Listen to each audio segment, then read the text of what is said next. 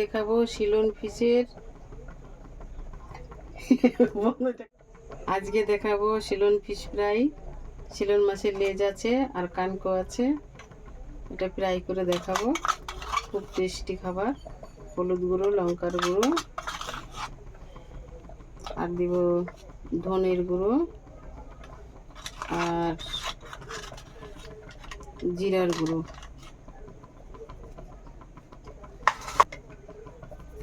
স্বাদ মতো নুন, আর দেব লেবুর রস।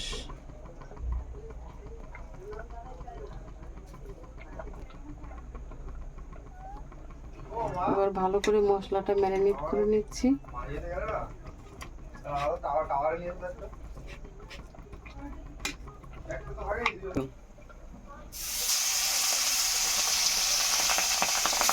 ভালো করে নিচ্ছি, তিনটি নিয়ে দিই।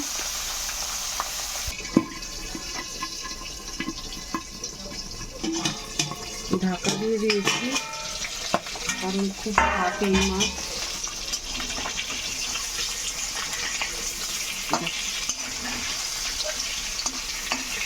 অনেক বড় মাছ ছিল, একদম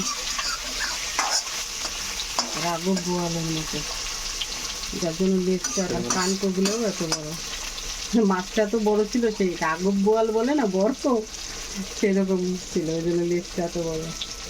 শিলন ফিশ এত বড় খুবই কম দেখা যায় আর কি, খুবই দুর্লভ। বারবার ঢাকা দিয়েছি কেন, এটা তো একটা মাছ তো খুব খাচ্ছে, ভয়ের জন্য ঢাকা দিয়ে দিয়েছি। দেখো কত সুন্দর ভাজা হয়েছে, কেটে কেটে দিয়েছি। এই মাছগুলো তৈলাক্ত মাছ, ভাজা হেভি লাগবে খেতে। এটা আস্তে আস্তে করতে হবে, যেহেতু এই হাড়গুলো মোটা আছে, সেই জন্য আস্তে আস্তে হোক। আবার একটু ঢাকা দিয়ে দিই, এরপরে কমপ্লিট হয়ে যাবে। কী খবর, খুলে দেখি। ব্যাস, শিলন ফ্রাই, শিলনের লেজ ফ্রাই, ব্যাস শিলন ফিশের লেজ ফ্রাই। দারুণ লাগছে দেখতে। এবার তুলে নিচ্ছি, কমপ্লিট।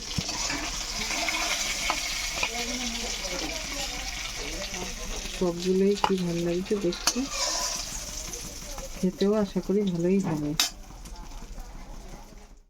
হ্যালো বন্ধুরা, এই যে মাছ ভাজা কমপ্লিট। এবার আমি এখান থেকে একটু টেস্ট করে তোমাদের বলবো যে কেমন হয়েছে, ঠিক আছে?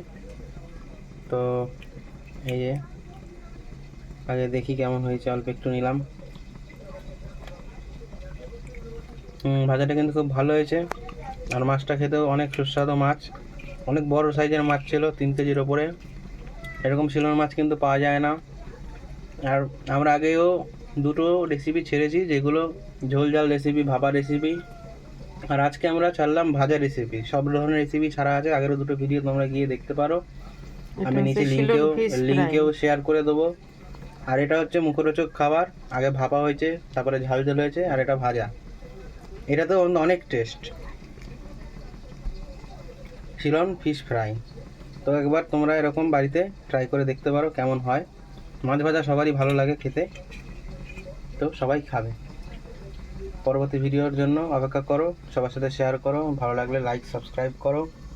আর বন্ধুদের মধ্যে শেয়ার করতে ভুলো না। যারা মাছ ভাজা খেতে ভালোবাসে তাদের অবশ্যই করে তাড়াতাড়ি করে ভিডিওটি শেয়ার করে দাও। জয় গুরু, সকলে ভালো থেকো। Thank you.